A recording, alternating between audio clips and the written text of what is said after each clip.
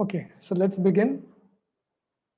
Om Agyantimirandasya Gyananjana चक्षुरुन्मिलितं येन तस्मै श्रीगुरवे नमः। श्रीचैतन्य मनोभीष्टं स्थापितं येन भूतले स्वयं रूप कदा मह्यं ददाति स्वपदान्तिकं। वन्देऽहं श्रीगुरो श्रीयुतः पदकमलं श्रीगुरून् वैष्णवांश्च श्रीरूपं साग्रजातां सहगणा रघुनाथान्वितं तं सजीवं साद्वैतं सावधूतं परिजनसहितं कृष्णचैतन्यदेवं श्रीराधा कृष्णपादान् सहगणा ललिता श्रीविशाखान्वितंश्च नमो ॐ विष्णुपादाय कृष्णप्रेष्ठाय भूतले श्रीमते भक्तिवेदान्त स्वामी नामिने नमस्ते सरस्वती देवे गौरवाणी प्रचारिणे निर्विशेष शून्यवादी पाश्चात्यदेशतारिणे वंशकल्पतरुभ्यश्च कृपा सिन्धुभ्येव च पतितानां पावनेभ्यो वैष्णवेभ्यो नमो नमः। जय श्री कृष्ण चैतन्य प्रभु नित्यानंद श्री अद्वैत गदाधर श्रीवासादि गौर भक्त वृंदा। हरे Krishna Krishna Krishna Hare Hare Hare Ram Ram Ram Hare Hare. Hare Krishna. So welcome all of you all for our Gita class. So till now we discussed 5 verses of the second chapter. So just a quick recap of the first 5 verses before we get into today's verse, the sixth verse. So text 1, Sanjay Uvacha Tam Tata Kripaya Vishnam Ashru Purna Kulekshanam Visidantam Idam Vakyam Uvacha Madhusudana. Sanjay said, seeing Arjuna full of compassion, his mind depressed, his eyes full of tears, Madhusudan Krishna spoke the following words. So, verse 1 is, uh, is the state of Arjuna in a complete place of lamentation. So, Arjuna is filled with tears in his eyes. So, we discussed this last week also, that how Arjuna is such a powerful warrior, but he's come to such a position where he's crying like a child. There is so much tears in his eyes. So we discussed that what is the solution for lamentation. So the solution for lamentation, the solution for our tears is the wisdom of Gita. So this world is such that there will be always some reason to cry, isn't it? And especially when do tears come maximum? When an outside person hurts us, there's not so much tears that is there. But when your own people start to hurt you, then there is tears, there is lamentation. And the solution for lamentation is the wisdom of Gita. So Gita is like that handkerchief, that napkin that can actually wipe our tears and help us get rid of our lamentation. Verse 2 is where Krishna begins to speak. Shri Bhagavan Vacha Kutastva Kashmalam idam Vishame Samupastitam Anarya Justam Aswargyam Akirti Karam Arjuna. The Supreme Personality of Godhead said, my dear Arjuna, how have these impurities come upon you? They are not at all befitting a man who knows the value of life. They lead not to higher planets but to infamy. So here Krishna is telling Arjuna, my dear Arjuna, this kind of lamentation doesn't suit you. You are supposed to be belonging to a great lineage, a great family. So this kind of lamentation uh, doesn't bring good fortune, but actually brings about misfortune. And Krishna is telling Arjuna that only a person who doesn't know the value of life will cry like this. So Srila Prabhupada, in major of this purport, Prabhupada stresses on that first word, Bhagavan, because it's the first time in the Gita where Krishna begins to speak. So Krishna is not addressed as Krishna Uvacha, He is addressed as Shri Bhagavan Uvacha. And Prabhupada explains that how the word Bhagavan actually fits into Krishna, because Bhagavan means one who has the six opulences in full, one who is the richest, who's the most strong, who is the most famous, who's the most beautiful, most knowledgeable, and most renounced. So all these qualities are there in full quantity, in the full expansion. It is displayed in this feature of Krishna, in this form of Krishna. Therefore, Krishna is called Purna Purushottam.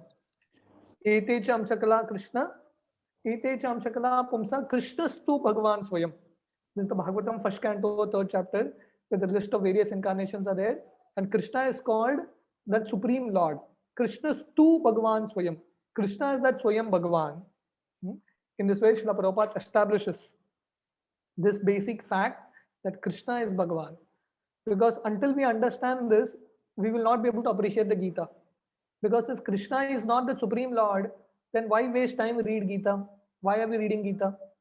So we are reading Gita because this is not an ordinary book by an ordinary person, but this is the book spoken by the Supreme Lord himself.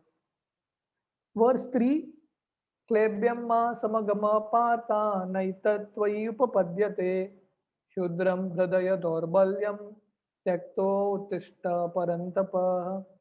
O son of Pritha, do not yield to this degrading importance. It does not become you. Give up such petty weakness of heart and arise, O chastiser of the enemy. So Krishna, in fact, um, this is the first verse that Krishna actually speaks, almost the first verse. So Krishna is calling Arjuna important. Krishna is telling Arjuna, you're a Kshatriya, but you're talking like an important person. You're talking like a woman. How has this importance come in you? What you're speaking is not, it appears to be compassion, but this is weakness of heart. So there is a very thin line between compassion and attachment.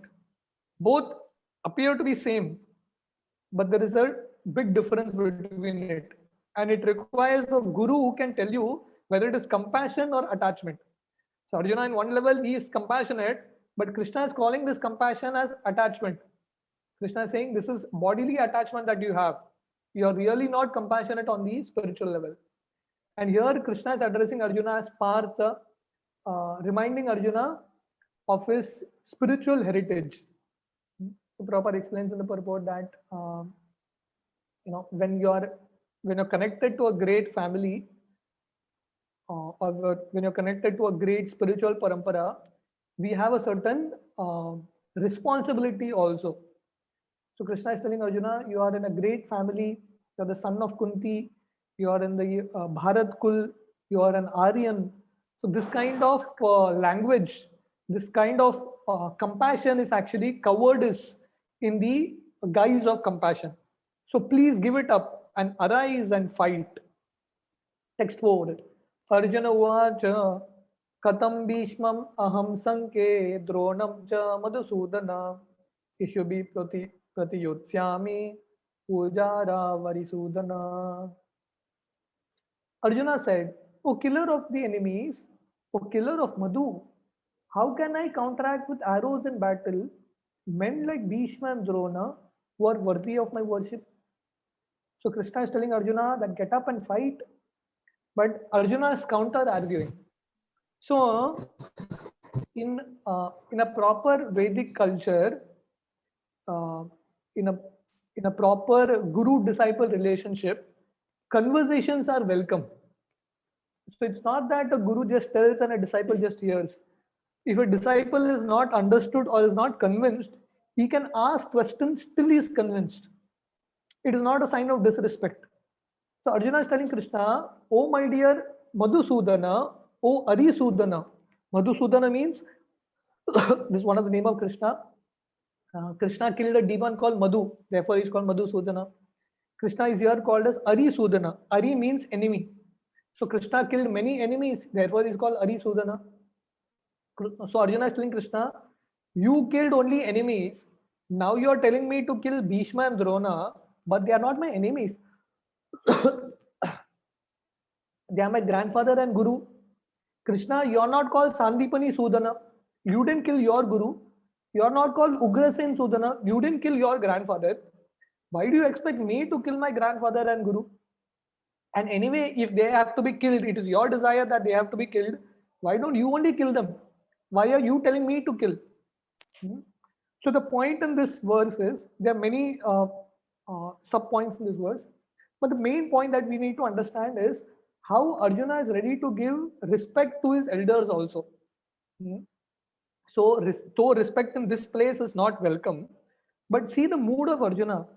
He is ready to respect people even though they are on the wrong side. He has respect because he is grateful for what they have done for him.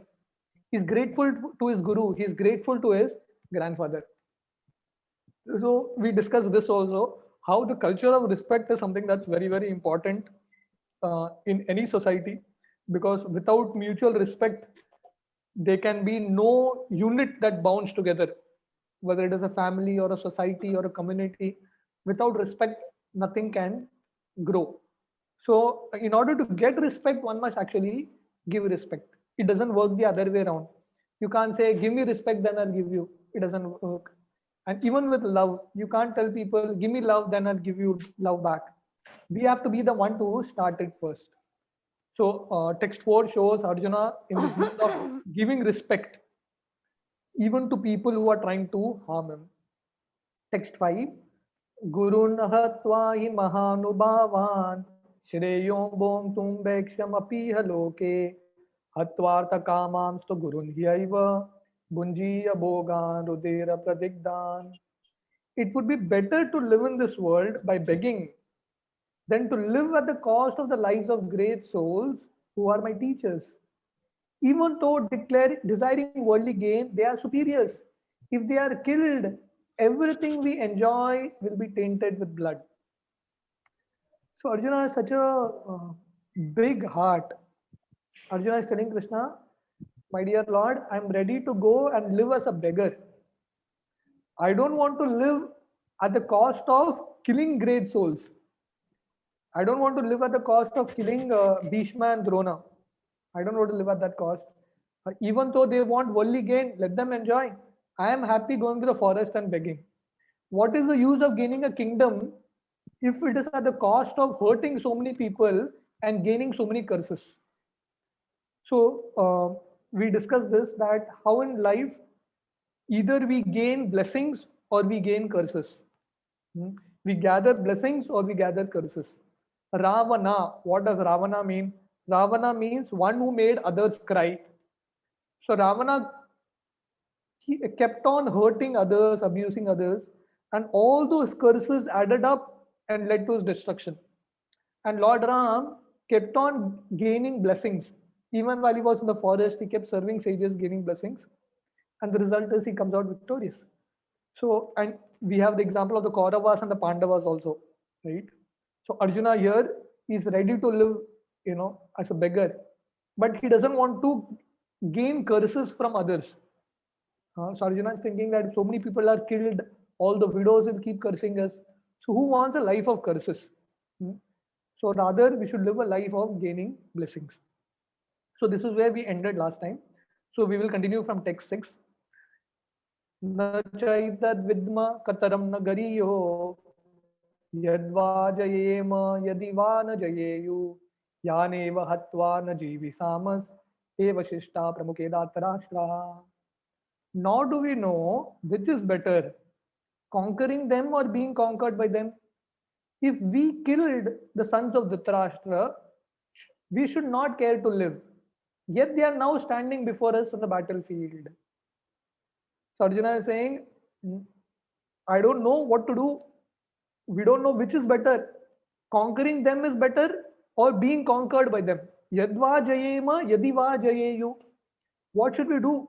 Should we fight, kill them, or should we allow them to kill us? Hmm. So what to do in this situation? So this is the fifth reason Arjuna gives not to fight. If you all remember our discussion of the first chapter, in the first chapter of the Gita, Arjuna gives 4 reasons why he doesn't want to fight. The first reason is um, uh, what is the first reason? Anyone remembers? Compassion. The first reason is compassion. Correct. Compassion. Correct. Good. So the first reason is compassion, why he doesn't want to fight. What is the second reason? Compassion.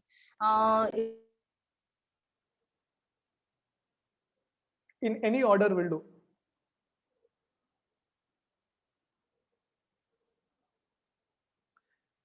The second reason is enjoyment. Arjuna feels that if all my family members are killed, whom will I enjoy with? Therefore, he says, I don't want to fight. What is the third reason? Anyone remembers? Family tradition. Exactly. So Arjuna feels that if all the elders are killed, the women will go unprotected, and all the family tradition will be destroyed. The Varnashram system will be destroyed. This is the third reason. What is the fourth reason? Destruction of family traditions. That is the third one. Yes. Now, what is the fourth reason? Sinful reactions. Correct. So Arjuna feared sinful reaction. reaction. That if I kill so many people, there'll be a lot of sins that I will gather. So here, those are the four reasons in the first chapter. The fifth reason Arjuna doesn't want to fight is in this shloka, text 6. That is indecision. You all can keep yourself muted. Huh? Yeah. So this is the fifth reason that Arjuna gives here why he doesn't want to fight. That is indecision. So Arjuna is confused. Should I fight? Should I not fight? Yes, no, maybe. Life is like that, isn't it? We come to a situation very often in life where we don't know what to do. Should we do? Should we not do? Yes, no, maybe. You know, I think in Goa also, na, people go and take this prasad na, in front of deities. Kya karun, ye karun, ki wo karun. Life is such that you come to points where you really get confused. Should I take this angle, this road, this path? What to do? So Arjuna is now weighing all his possibilities. So Arjuna's confusion is, if he fights, there are two options. He will win or he will lose. Correct? So if he fights, so the first two options are fight and don't fight. So now if he fights, the outcome of the war can be he wins or he loses. If he wins, he will have to live without his near and dear ones. All his relatives will die, which is also a problem.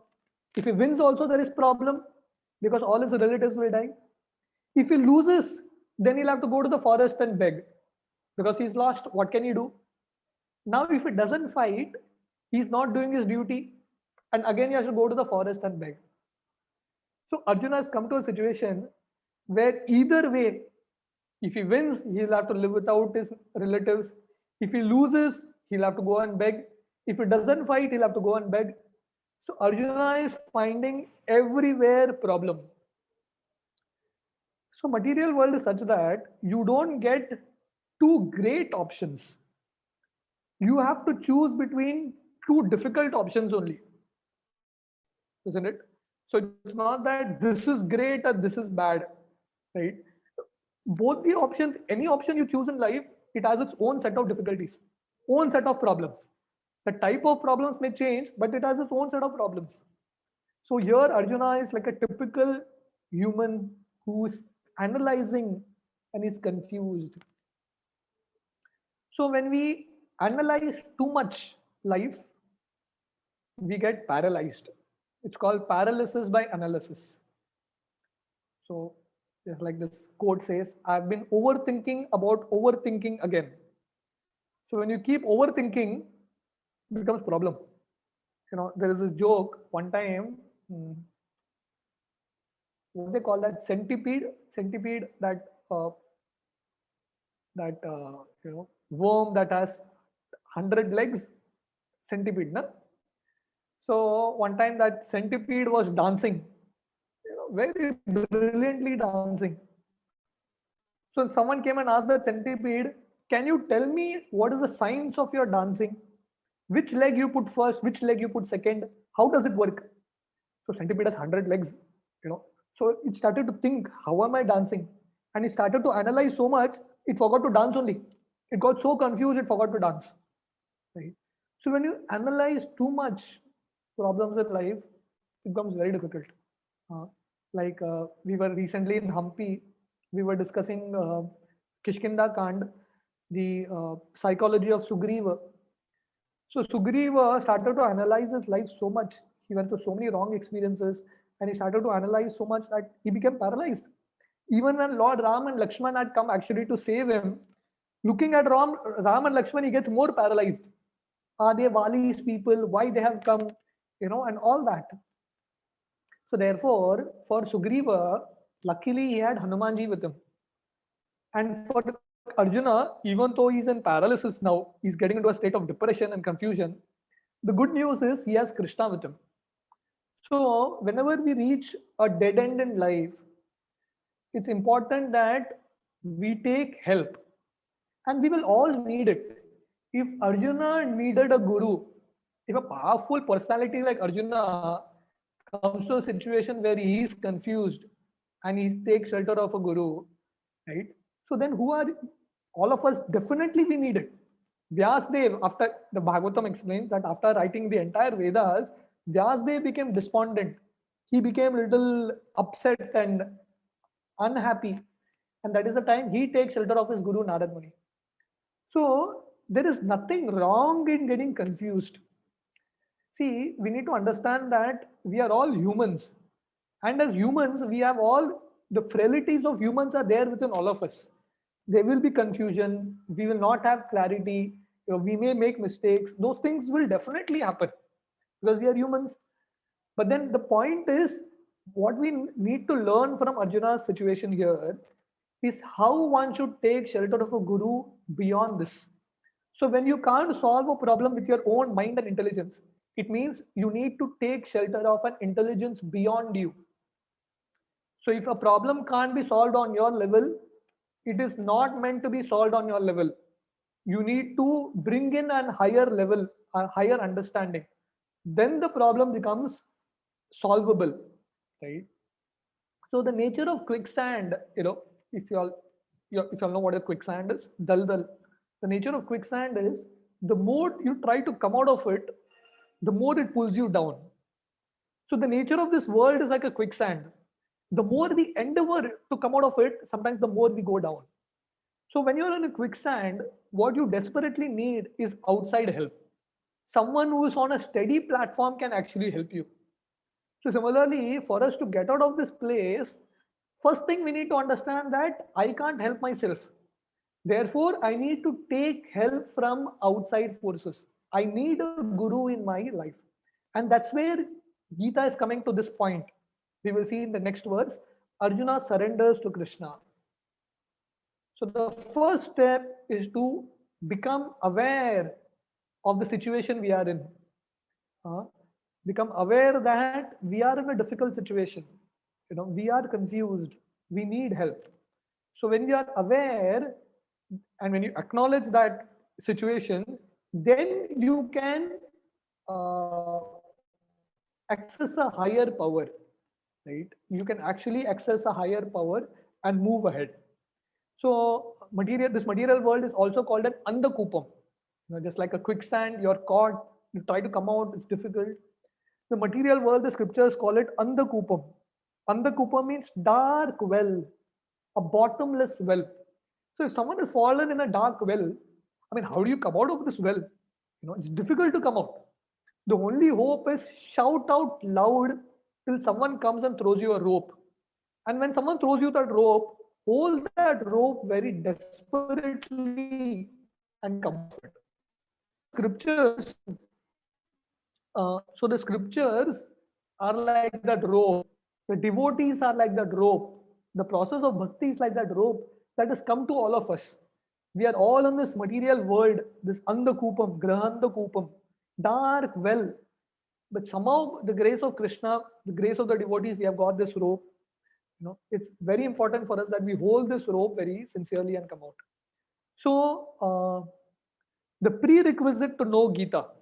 So the Gita is yet to start. The first chapter was almost Arjuna speaking, Krishna didn't speak.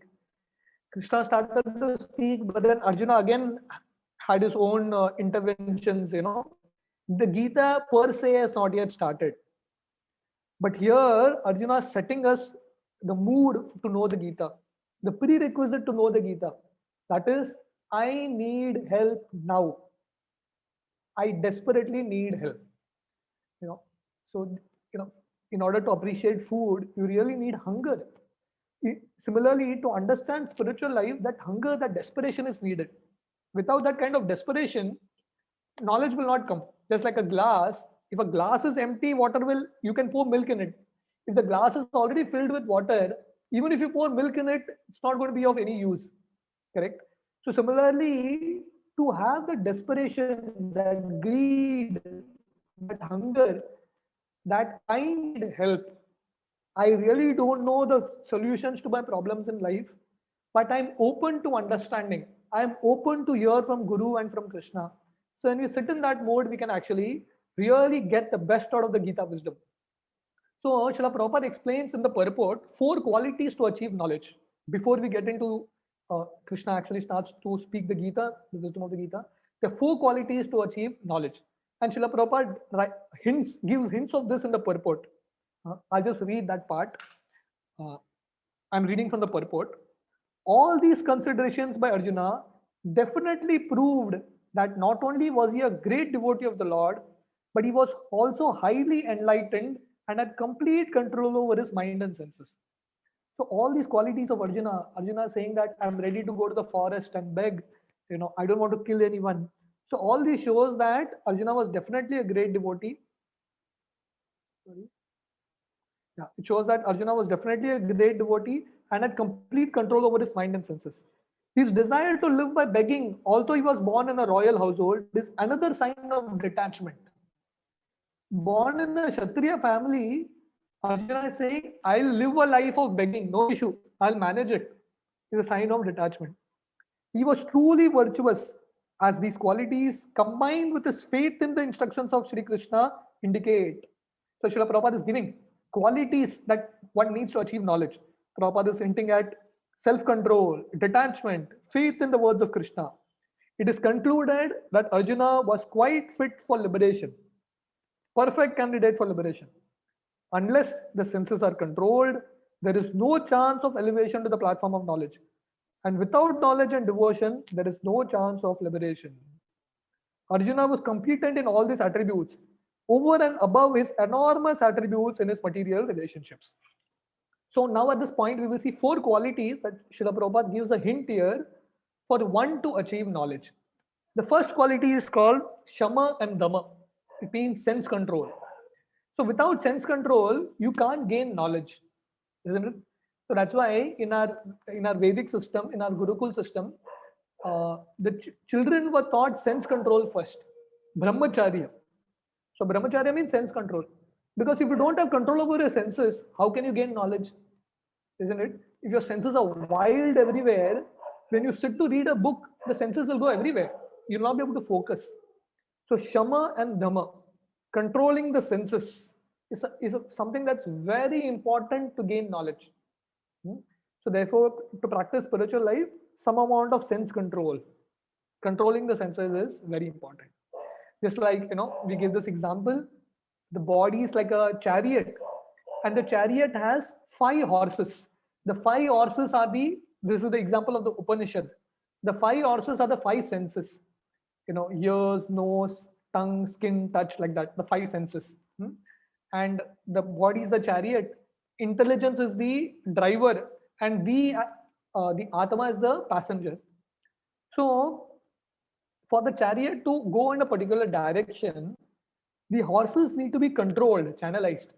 If the horses are not controlled, how will the chariot reach any direction? It will just keep going round and round in that same place. So for a chariot to move ahead, you have to channelize the horses, you have to control the horses. So similarly, if you have to take this body and reach a certain destination, if you have to reach a great goal in life, even in material life, and what to speak of spiritual life, sense control is needed, isn't it? Like students who get into college, any professional college, engineering or medicine, whatever, if you're not focused, if you don't have your senses under control, if your senses are wild, how will you study in your college studies? How will you pass your exams? So even for normal thing, even in a material education, you need to be very focused and self-control. What to speak of spiritual life? We need to be very focused and self-controlled. So the mind is like a wild animal, right? So taming the mind is like taming a wild animal.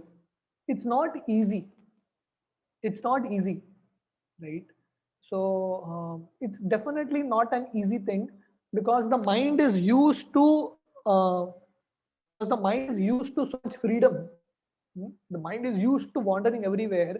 Now if you come and give a mind a certain framework, a certain boundary, the mind objects. Hmm. So how, just like if you all know, how do they tame a lion or a tiger in a circus? The first time they get it, the animal is very aggressive. Like, just 2 months ago, we started our Goshala here in Sharao. When we got these cows here, the cows were very aggressive. They would literally come to hit us, all the cows. But slowly, in some time, they mellowed down, because the cows are used to freely moving everywhere. Now they have a certain restriction. It took time for them to settle, and to understand that this is their new reality.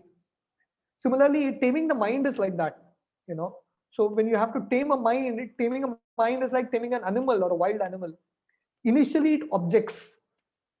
It There is a lot of opposition from the mind, but still, if we stick on, slowly the mind will get tamed. So self-control is something that's very important. The second quality for a person who wants to gain knowledge is uparati. Uparati means indifference, equipoised living, indifference. Like here, Arjuna's case.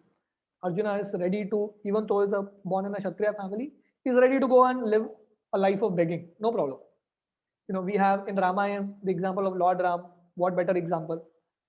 Lord Ram is told to go to the forest and beg, live a life of a bhikshuk there.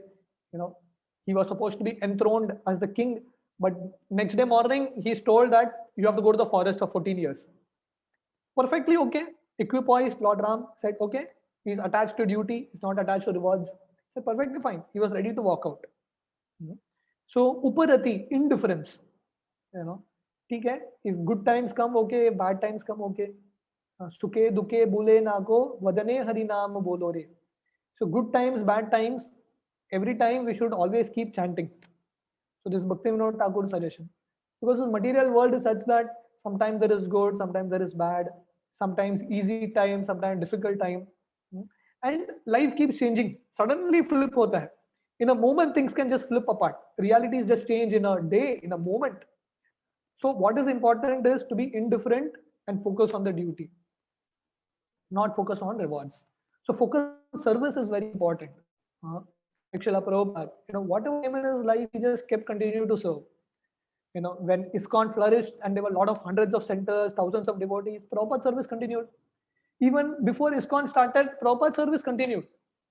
One person there to listen to him, 2 person there, no one there, Prabhupada continued service. Because a devotee means he is serving for Krishna's pleasure. Result come, doesn't come, no problem. Our job should continue. The wheel should move on. Service should keep continuing. So focus on service. And service is something that can never be taken away. When Lord Ram was the king, he wanted to become the king only to serve. And now he's gone to the forest. There also he's going to serve. So it really didn't make any difference for him. So whether you have a post, don't have a post, anyway you have to serve. Post is meant for service. If no post, still our service will continue. So when you focus on service, there is indifference. No problem. Our life can continue on. There is no issue. The third quality is titiksha, or tolerance. To tolerate. Like Krishna tells, we will come to that verse very soon. 2.13. Krishna says, 2.14. Matra sparshyastu kaunteya shitoshna sukha dukkada agama paino nityastam titiksha subharata. So Krishna says, just like summer season and winter season comes and goes, similarly happiness and distress comes and goes. So one has to tolerate. So in life there are so many things that we need to just tolerate. The looks of our body, can we change? No, you have to tolerate. The people around you, can you change? No, you have to tolerate. COVID period, can we change? Absolutely no, we have to just tolerate. So there are so many things we need to learn tolerance from. This is Lord Brahma offering prayers to Krishna. In one of his prayers, he says, Tatte anukampa sumikshamano bunjane evatma kritam vipakam ridvag vapubir vidadan namaste jivet yo mukti padai sadhai bak. So Brahma is telling Lord Krishna, Tatte anukampa su sumikshamano. So one who accepts everything in life as Krishna's mercy. Tatte anukampa, as Krishna's anukampa, sumikshamano, bunjane evatma kritam vipakam. With folded hands, he tells Krishna, thank you, Krishna. Whatever comes in life, good times, bad times, thank you, Krishna. Because in good times, we thank Krishna that he's been merciful to us. In bad times, we thank Krishna, Krishna, you have humbled me. I have now realized that there is no one else other than you for me. So we thank Krishna. So Lord Brahma says that anyone who folded hands, Hridvag Vapubir, with body, mind, and words, who keeps thanking Krishna for whatever comes in life and who tolerates all the difficulties, Lord Brahma says such a person can inherit the kingdom of God. He can become the rightful inheritant for the kingdom of God. He will actually enter into the spiritual world just by this quality of tolerance. So tolerance is born from a grateful heart. And heart that is filled with gratitude is not naturally tolerant, because we understand that we were not, I mean, uh, a heart that is ungrateful, it always feels that I should be given more. But a heart that is grateful feels that I'm actually not qualified to even receive this much. For what I have received, I'm very happy. Thank you, Krishna. So it is not happiness that brings gratitude, it is gratitude that brings happiness. So happiness, distress, situations are not in our hand. The response to the situations is definitely in our hand. So we can take every situation as a situation where uh, Krishna is teaching us detachment, Krishna is teaching us the realities of life. So in this way, we can be tolerant and continue on. So to say thank you, a gentleman is one who says thank you for whatever comes in life. To say thank you for small little things, for the good things, and slowly to learn to say thank you for the bad things also. For people who in one way give us trouble, or at least we feel so, to be able to say thank you to them, because they are also teaching us certain lessons. They are also helping us in our spiritual life go ahead, right? If in Dhruva Maharaj, we all know the story of Dhruva Maharaj. Dhruva Maharaj was insulted by his stepmother and father Uttanapar. If Dhruva was not insulted, Dhruva wouldn't have gone to the forest and had darshan of Lord Krishna, isn't it? So therefore, the insult that Dhruva got, he has to be thankful, and definitely he was thankful to that stepmother also, because if that didn't happen, he would have remained in the kingdom only. He would have got the love of his father, but he would have missed on the love of Krishna. So because he didn't get the love of his father and he was insulted there, he went out in that anger and he achieved love for Krishna. So whatever happens in life, we need to see that Krishna's intervention is there. And especially for devotees, Krishna's intervention is definitely there. So we need to learn to say thank you. We need to be tolerant and grateful in life. So complaining is a pastime of an ungrateful heart. Complaining about so many things. A grateful heart stops complaining. Whatever has come, it's okay. It's okay, right? So I have done so many sinful reactions in my past. I'm getting a token of it, right? Because nothing just happens by chance, isn't it? There's always some circle to be completed. So what is the point in complaining? And what is the point in feeling that, array, uh, my name is spoiled or whatever? Just take it in a great spirit and stop complaining. So we need to understand that when situations happen in life and difficult situations, it's Krishna's arrangement that Krishna is humbling us. And only in a humble heart, we can actually chant the holy names. And the fourth very important quality is Shraddha, faith. And Srila Prabhupada is mentioning that here. Um, he was truly virtuous as these qualities combined with his faith in the instructions of the spiritual master. So faith is very, very important. So if you don't have faith in the words of Krishna, in the words of the Guru, how will that words change our heart? So faith is something that's very important. So only with that faith in the words of the Guru, we can actually make changes. Because what the Guru can see, we can't see. Yesterday, Radhanath Swami Maharaj was giving a session to all the satellite centers connected to our Radha Gopinath temple, Mumbai. Maharaj was explaining so beautifully how Prabhupada could see things that devotees couldn't see. Prabhupada, when he was in Juhu, much before he went to America to start ISKCON, Prabhupada saw one land in Juhu. And Prabhupada said, this is where we should have a temple. And devotees were thinking, Juhu is such an outside place. Who's going to come to this place at all? Because Juhu was very far away from the actual Bombay. But just see now, the faith, Prabhupada's words came true. Now Juhu is the center of attraction in Bombay. So many thousands of lakhs of people come there. Devotees couldn't see it, but they had faith in Srila Prabhupada. Prabhupada, when he went to Mayapur and he got the land there, even during the initial days, Prabhupada was saying that there will be a huge temple here, temple of Vedic planetarium, and millions of people will come. And Mayapur, those days, I remember the first time I went to Mayapur 20 years back also, it was just a field, practically a village, hardly anyone would come. Imagine in the 1970s, no one was there in Mayapur. And devotees are thinking, what is Prabhupada saying? Temple of Vedic planetarium and the people from all over the world, millions of people. And now we are seeing that reality come true. Right? So everything Prabhupada predicted. Vrindavan, the land where Prabhupada got that, where our ISKCON Krishna Balaram Mandir is, in those days it was very far away from the actual Vrindavan. And devotees were telling Srila Prabhupada that, Prabhupada, this is a wrong land. You should take a land somewhere else. Prabhupada said, wait, have faith in me. And now you see, Krishna Balaram temple is the center of Vrindavan. Practically thousands and thousands and thousands of people come there. So having faith in the words of the Guru, what the Guru can see, we may not be able to see. Like Srila Prabhupada's Guru, Bhaktisiddhanta Saraswati, told Srila Prabhupada, go to the West and preach. Prabhupada didn't know what to preach, how to preach, nothing. He just carried on. He just carried on. He knew that if I just follow, how to do it will come in due course of time. With that Shraddha, with that faith, he went ahead. So having faith is very, very important.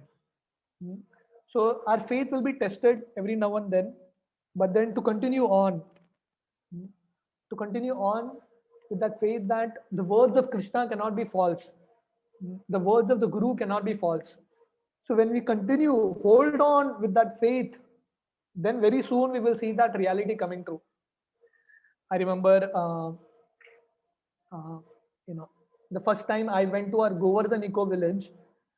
Now Govardhan Eco Village is such a famous place in Vada. There is the Vrindavan replica is there, Goshala, and it has won so many awards. I remember the first time I went to Govardhan Eco Village was in 2010. The first time I went there.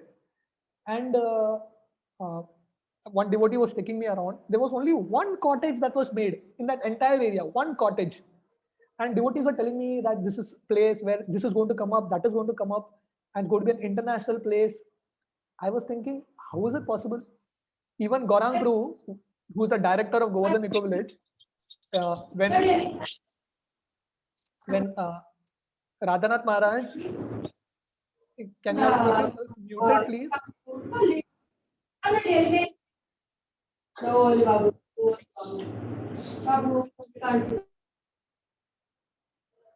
Yeah.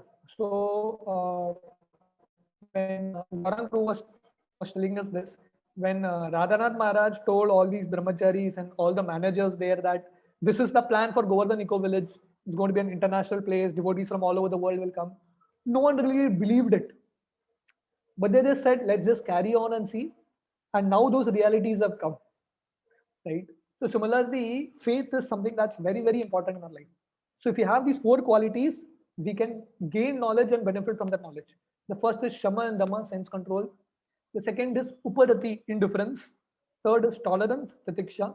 And tolerance comes from gratitude. And fourth is Shraddha, faith. So if you have these four qualities, definitely we can be right candidates for knowledge, just like Arjuna is. We will read, we'll go to text 7 the next week. Text 7 is a very, very important verse. This is the verse, this is the turning point of the Gita actually. Turning point in Arjuna's life, and it could be the turning point in our life also. This is the verse where Arjuna actually surrenders to Krishna. Arjuna gives up his analysis, gives up his proposals and his thoughts and ideas, and he tells Krishna, "You tell me, I am a soul surrendered unto you." So, text 7, we'll try to continue from the next week. Anyone has any questions, any comments?